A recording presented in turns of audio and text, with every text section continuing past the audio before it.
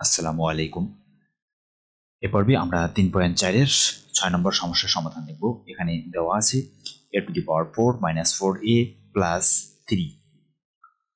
তো বরাবরের মতোই আমরা কি করব, আমাদের এই রাশিটা সমান 0 হয় এরকম এর একটা মান আমরা কি করব, বসাবো।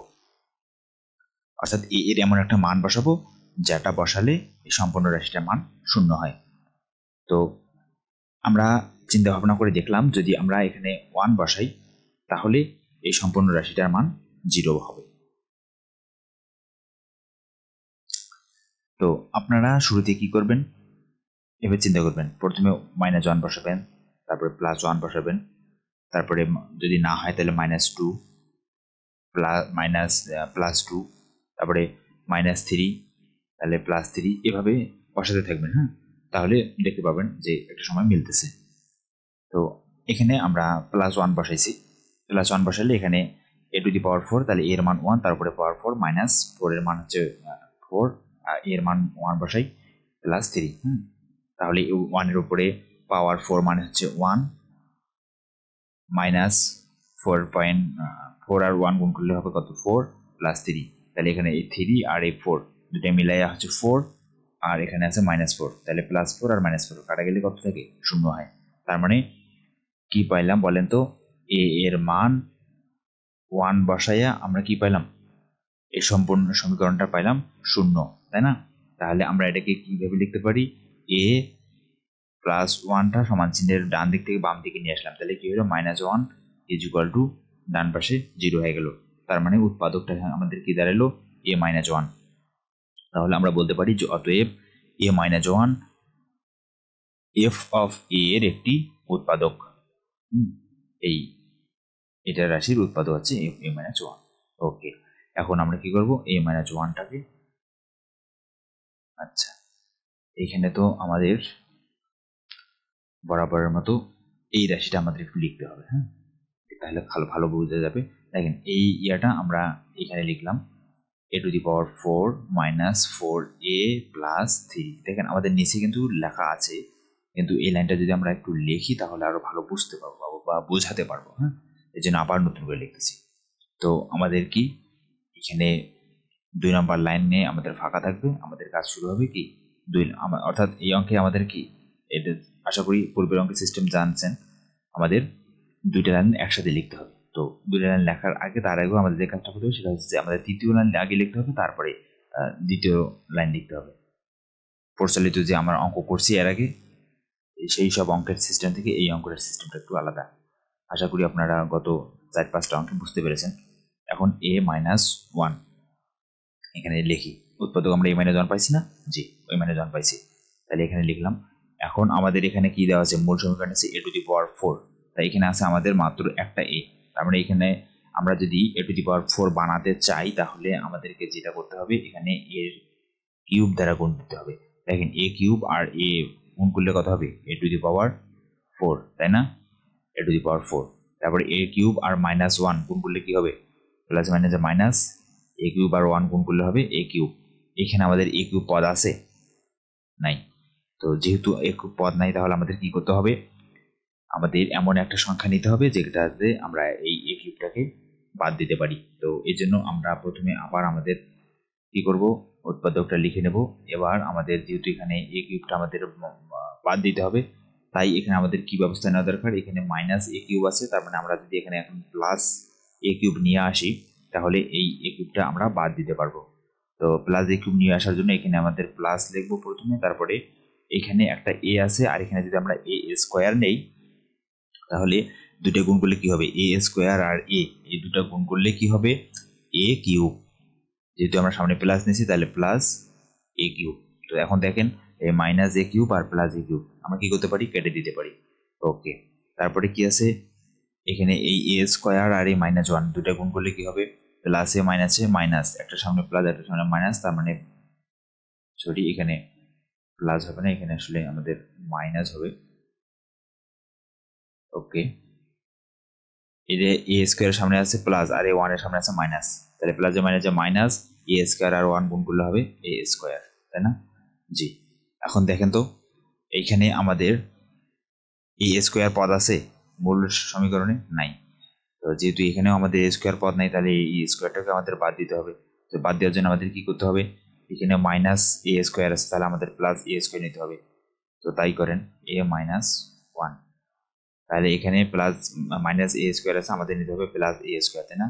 তাই প্লাস নেন, এখানে একটা এ আছে, এখানে যদি আমরা আর একটা এ নেই তাহলে এই এ আর এ গুণ করলে কত হবে, এ স্কোয়ার হবে, সামনে প্লাস, তাহলে প্লাস এ স্কোয়ার, তাহলে মাইনাস এ স্কোয়ার আর প্লাস এ স্কোয়ার আমরা কি করতে পারি, কেটে দিতে পারি, তাই না?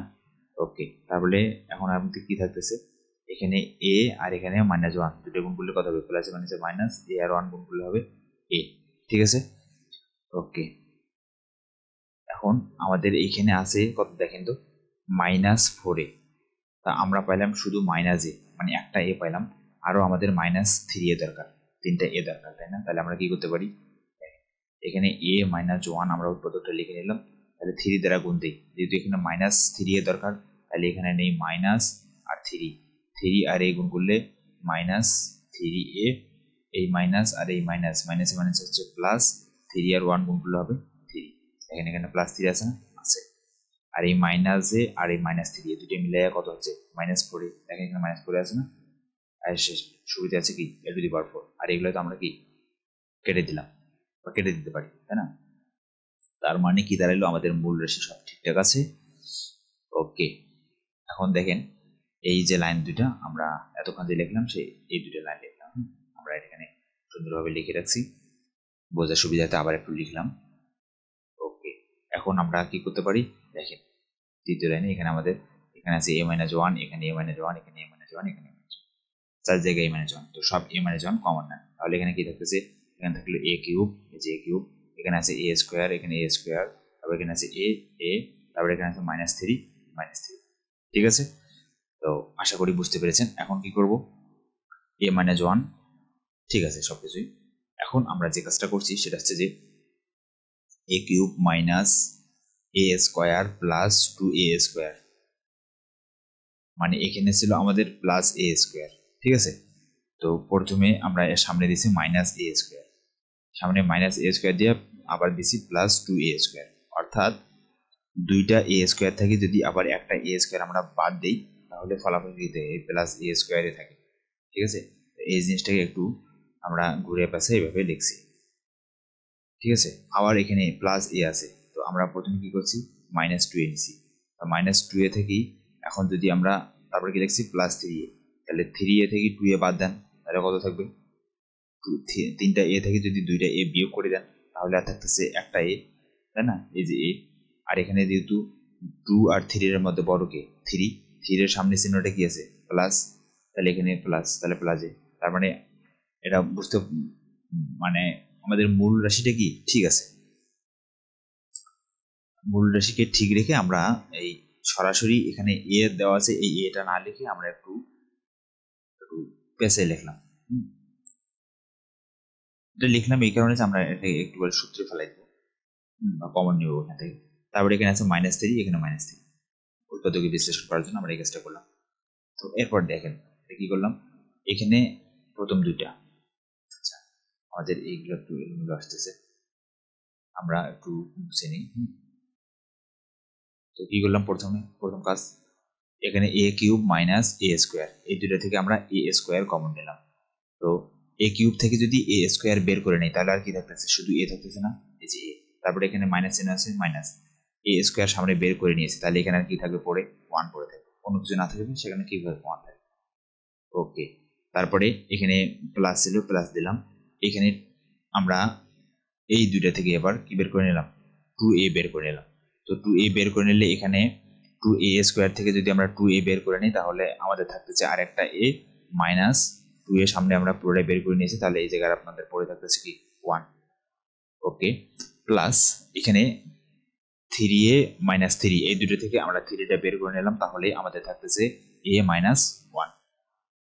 ওকে, তাহলে আপনারা একটা জিনিস খেয়াল করেন, এখানে a-1, এখানে a-1, এখানে a-1, তাহলে আমরা কি করতে পারি, 3 জায়গায় a-1 আছে, আমরা a-1 আবার কমন নিতে পারি, সামনে তো আমাদের a-1 আছেই, তো এটা থাকলো, এই 3 জায়গা থেকে আমরা a-1 কমন নিতে পারি, কমন নিলে আবার আমাদের আর থাকতেছে a square plus 2a plus 3, ঠিক আছে।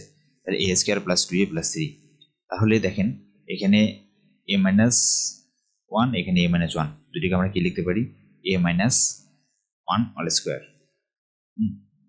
a মাইনাস 1 অল স্কোয়ার মানে কি দুইটা a মাইনাস 1, তারপরে এখানে a square plus 2a plus 3। এটা হচ্ছে আমাদের প্রদত্ত সমস্যার সমাধান বা উৎপাদক বিশ্লেষণ বা অ্যান্সার, যেটাই লেখেন না কেন। আমরা শেষে লিখলাম যে অতএব উৎপাদকগুলো হলো a মাইনাস 1 স্কোয়ার, তারপরে a square plus 2a plus 3। এই হচ্ছে আমাদের 6 নম্বর যে সমস্যা, সেই সমস্যাটির সমাধান। আশা করি আপনারা বুঝতে পেরেছেন।